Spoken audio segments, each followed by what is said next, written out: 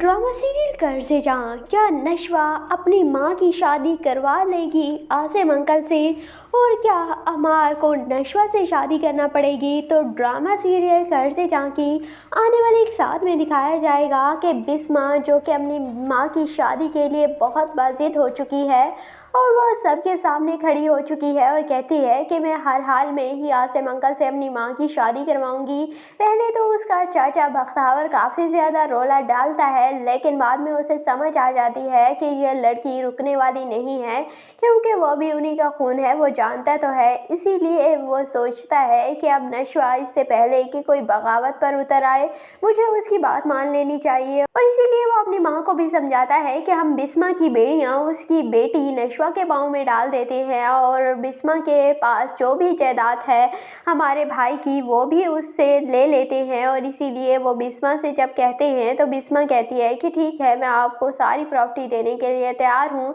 इसीलिए नशवा और बिस्मा जाती हैं और सारी प्रॉपर्टी के कागजात पर साइन कर देती हैं और वह सब कुछ हो जाता है बख्तियार के नाम। और बख्तियार जो कि पहले ही बुरी नज़र रखता था बिस्मा पर, और वो कहता है बिस्मा से और काफ़ी ज़्यादा हरास भी उसे करने की कोशिश करता है और कहता है कि तुम मेरे भाई की बेवा थी, पहला हक तो मेरा था तुम पर, तुम किसी और से शादी कैसे कर सकती हो। और काफ़ी ज़्यादा डराएगा, लेकिन बिस्मा अब थोड़ी बहुत स्ट्रॉन्ग हो ही जाएगी।